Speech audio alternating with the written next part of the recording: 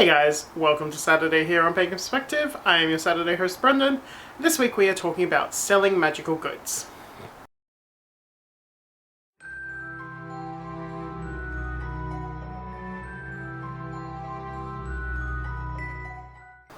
So our question this week comes from Rachel Iriswings, and they ask if you or someone you know sells magical tools / ingredients, divination readings, art commissions, etc. How do you know this, how to set the prices?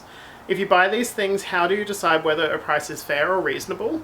How much does the price matter relative to other factors such as material sources and seller reputation reviews? So, I make a lot of my own stuff and grow my own herbs and all that sort of stuff, so I haven't really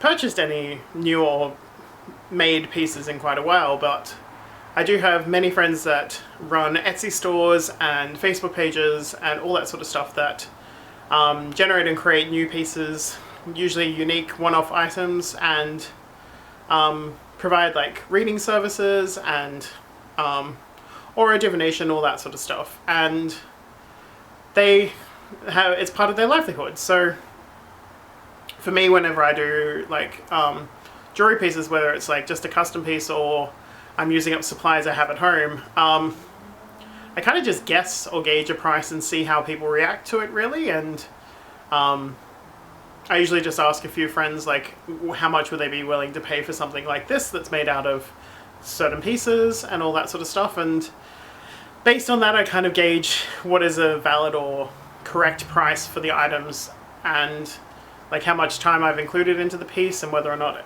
I have to post it somewhere, all that sort of stuff. So a lot of the jewelry pieces I make are recommissioned or repurposed keys that I turn into pendant pieces, but I also make earring sets and jewelry pieces and candles, and yeah, that's mostly it, really. And for candles, I usually purchase the highest quality wax that I can, generally palm wax, which most of the time is from an Australian supplier, which has I use palm wax, so it's coming from a source that doesn't affect anything to do with the rainforest or the orangutans.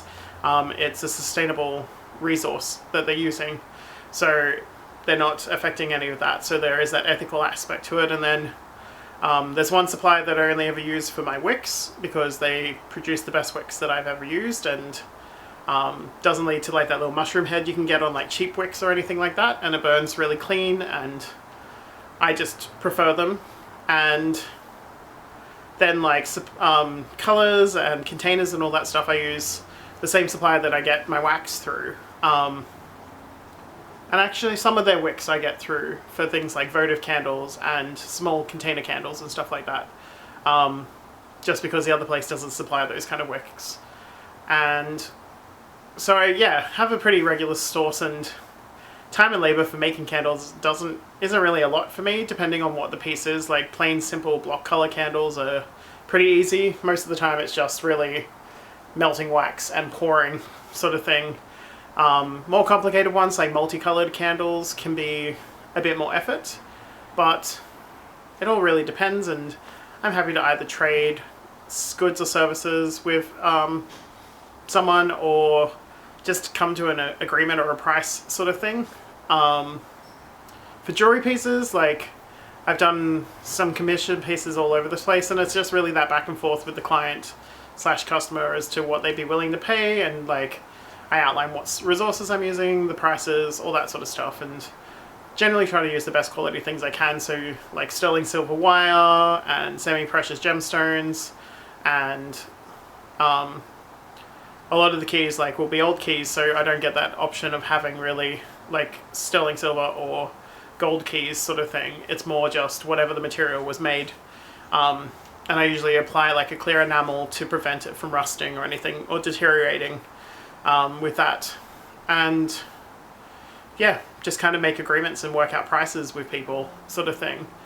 And then when I've done a bit of paid readings and all that sort of stuff, it's usually a friend of mine is an event facilitator that just set the prices for the day sort of thing, and I just read to whatever the value was for whatever set amount of time that was. So I guess they kind of just gauge with all of that. And for me personally, I'm more than just happy to kind of trade skills and all that sort of stuff. And I think it is, when it comes to payment and stuff for things like that, it is a form of exchange or energetic exchange.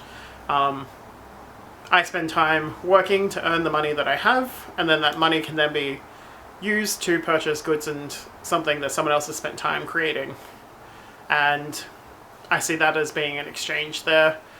But I also like the whole barter system as well, so it's really just comes down to that. And asking about, like, with prices, whether it's reputation and quality, I believe it was, that factor in as well. And I think a lot of the time it is that. Like, I know I have some pieces that, some beautiful custom, well, not custom, but beautiful one-off unique pieces that I own, jewelry pieces that were probably a little bit more than I generally pay on jewelry pieces, but I know they were one-offs. I knew that they were built to last as well, so they're going to have a very long durability to them. And I know the person who made it, so I know that they are very ethical with the work they've done, and there was also like a magical component to all the work, so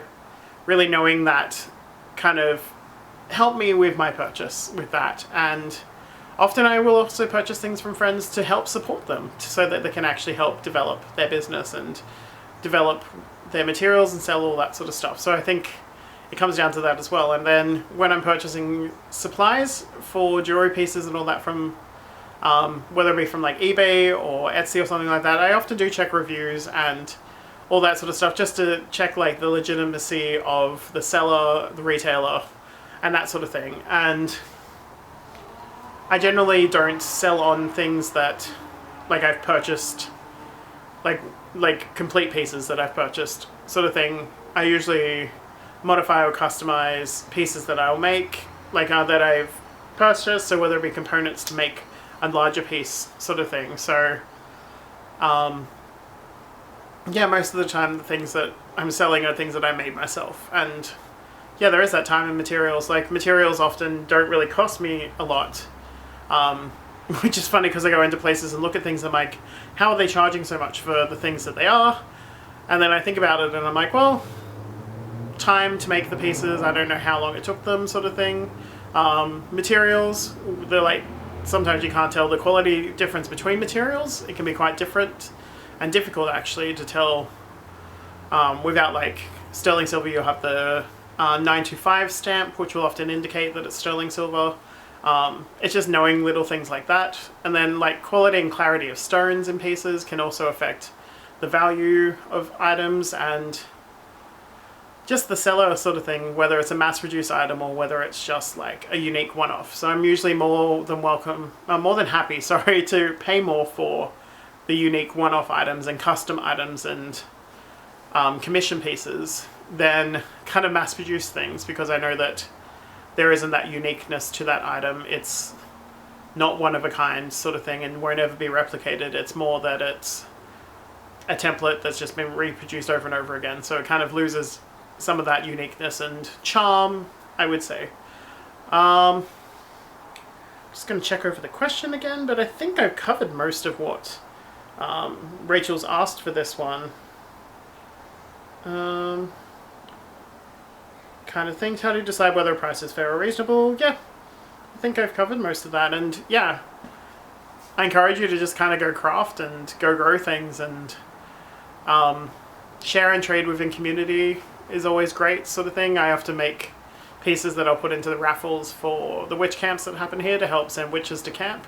So it's no skin off my back, well, yeah, to really kind of give up those pieces so that someone else who may not have the finances to get to camp can come to camp and experience that. So, and I give pieces away all the time, sort of thing. So I think it's not, because it's not my main livelihood or financial line, it's just kind of a side project hobby for me.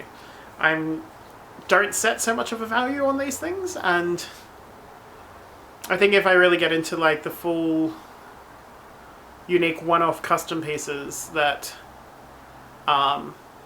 that's where I'll really focus on, like, finding that right value for that piece sort of thing.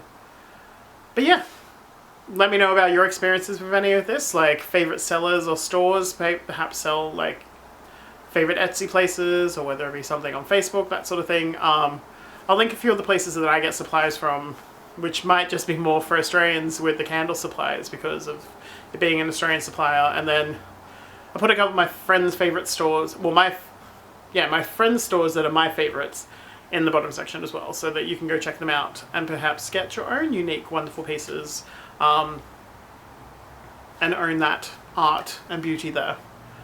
But that's it for this weekend. I hope you are all having a lovely weekend there, and I will see you next weekend. Much love and blessings.